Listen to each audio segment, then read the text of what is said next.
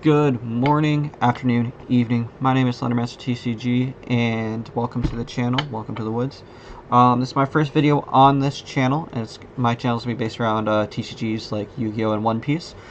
Today, the topic that I'm going to be covering is I'm going to go over 3 different rogue decks that you can play in this upcoming Crossover Breakers format that will probably do at least moderately well, I think. Without further ado, let's get into the first one. So first one we have here is going to be Goblin Bikers. Now this is a deck that the OCG has decided to kind of pick up against the Yugioh Menace over there. If you don't know what the Goblin Bikers do, they are a rank 3 deck that is all about detaching materials from Xyzas. Now the reason why they are so good into Yugioh is because some of their effects like Dug Charger and Catter Exploder don't detach specifically from your Xyzas. So if you're going second, you can use these to detach materials from a Detonator or a Duo Drive or pretty much any Xyz monster on the Yugioh land board to turn off like the effects and the cross field spell. Not to mention, with the Goblin Bikers, you have a bunch of different extenders. Like you can just start off with a Terror Top and just force your opponent to force out interaction this way. You have all these different hand traps like Ash, Droll, Veiler, Bell, Nib, Ogre, Imperm, and not to mention you could run the Fiendsmith package if you really want to, if you kind of have that kind of money, of course. Considering Gravers are too expensive, but it's definitely extensions. They put a lot of bodies out and everything. The other neat thing about Goblin Bikers is the fact that as an Xyz deck, especially a rank 3 Xyz deck, they can run the full armored package, which is a pretty decent, honestly, like end board piece. Instead of it, like, you don't really have a negate with it, but you do have access to take one of your opponent's monsters and just attach it to equip it, or attach it as material. And then outside of that, Gossip Shadow is a very underrated card in my opinion. And then everything like that. The issue with Goblin Bikers and why it's not seeing more play competitively in the OCG is the fact that it loses pretty hard to Malice and Shifter specifically, because it can't really do much into that. It's very graveyard reliant, so it doesn't really do much outside of that. The other issue with it is the fact that if you're not facing an Xyz deck, it's kind of hard to push through boards, I'd say. Like, if you're facing a Voiceless Voice, they can just keep clearing your bodies and stuff. But, of course, if you open enough, right? But that's it for Goblin Bikers. Let's move on to 2 decks that I personally have in person. We'll start off with the one that I want to play sooner rather than later, which is going to be Sword Soul. So the reason Sword Soul I think is pretty good into this upcoming meta is its ability to get to this card.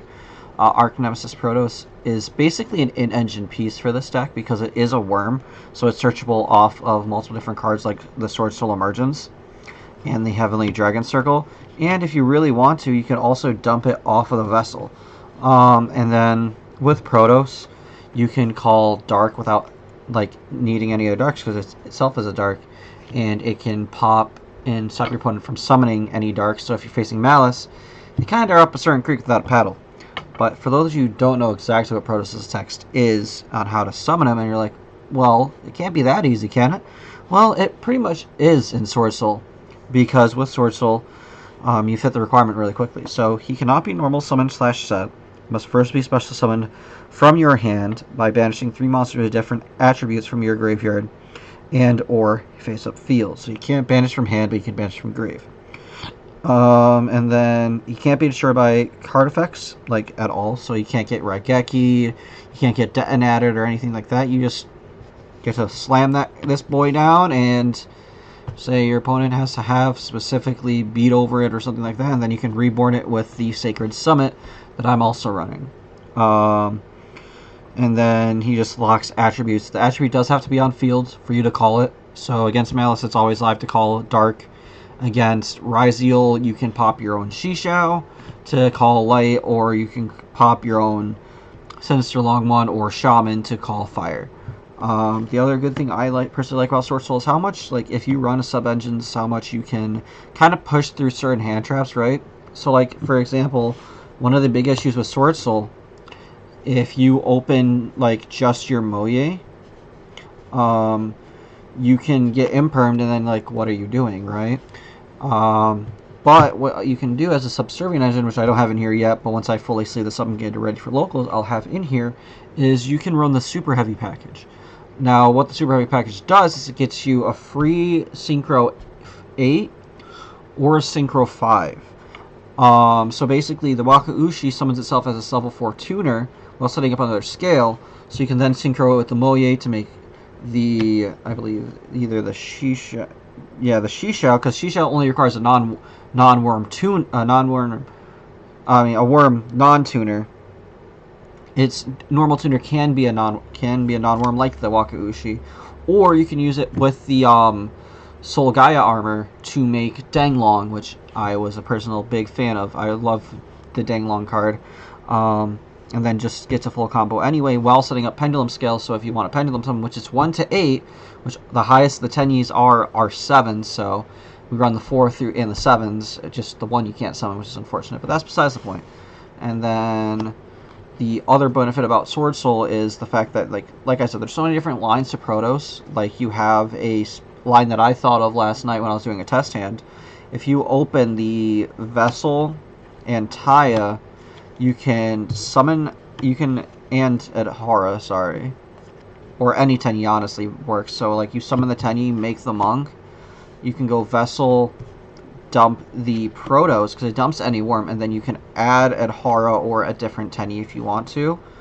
And then you can normal summon the Taya, banish the Protos, get your Sword Soul token, then you have a non-effect monster for the Adhara to add back the Protos, and then you just still go full combo with having Protos in hand. But that's just a nice little thing. There's probably better ways to do it, to get to it around it. Like, you could use the Super Heavy package to make the Prime Flame Banshee, but that's just one line that I thought about. If you want more Sword Soul lines, I can try to think of some and then make a video on it if you want to comment down below. The other deck, the final deck I was thinking about, you can kind of see it right here, is Floowandereeze. This is a deck very near to me. It's a deck that I got my first ever invite with back in 2021, and I brought it to NAS that year, and kind of didn't do too well, but, you know, better than the year after, which, if you want a story time on that, then that's perfectly fine. It's not a very long story, but we can ask. But the cards that I think that make Floowandereeze really good into this current meta is this card right here, is the, like, top hitter right now, Scary Sea. If you go first and you search this, whether you're facing Ryzeal or Malice, this card just FTKs them.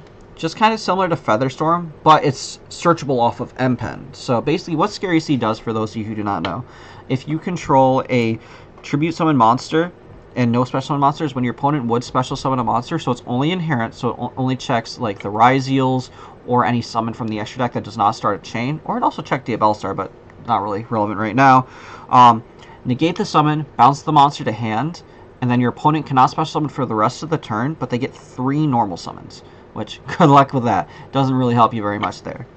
But outside of just Scary Sea, Floowandereeze has a pretty good kit into, like, Malice, for example, and then has some tech options for the Ryzeal matchup. Like, the M-Pen just is also really good into Malice, because if they don't have a way to negate M-Pen, M-Pen can kind of just say, okay, you can't activate Link monster effects. Because any monster Special Summon and attack while you control M-Pen who is Tribute Summoned cannot even attempt to activate their effects. Like, it's not negating them, so they can't even use the the Link 3 that says it cannot be the activation cannot be negated, or the activation or effect cannot be negated, because it's not negating it. It's just saying you can't. And in the Yu-Gi-Oh, the precedent, you can't override the precedent of you can. So this is really good, especially in any Link deck, really. Then you have Book of Eclipse, kind of like Board Breaker's Flu is known to be able to run. Out's kind of an entire Ryzeal Land board, especially if they're not playing plug-in, like I see some lists are not playing. And if they can't really get to Fiendsmith, like say you activate Dimension Shifter, because that's a card you can run, right? And they end on Detonator Pass, this just cooks their entire end board. Like, they can't stop you, they can't pop. It's like they have to have their hand traps to rely on, and then you're just controlling the game at that point and like not letting them play, basically. If they have the Ash, they have the Ash, but since a lot of lists are not unplugged anymore, this is a really solid option to break the Ryzeal end board. Just doesn't really do anything against Malice, so it's probably one of the first cards you side out if you're facing against Malice. for other options, which are more tuned to whatever you want to do. And then we have Featherstorm. It's always a great card no matter what format it is. Turn skip against pretty much all decks, like, unless they're like a trap deck or a stun deck.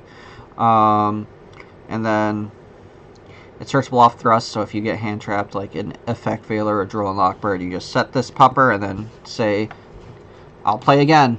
Like you get another turn. Which is kind of the whole point of the card, is you either get another turn or you just win the game on the spot. And then the other neat thing about Flu, your extra deck doesn't matter. So in the sideboard with Flu, you can run the Ultimate Slayer, and then just have your packages, your cards in the main deck for it. Because it doesn't really matter. Like, you can literally just slam a bunch of different targets in here. I don't have all the targets, which is why I'm not personally running Ultimate Slayer, at least in Floowandereeze. I just don't have targets or cards I really care about going into the grave, so it's not really the most optimal card for me. But it's definitely an option to do, especially with all the space in the extra deck.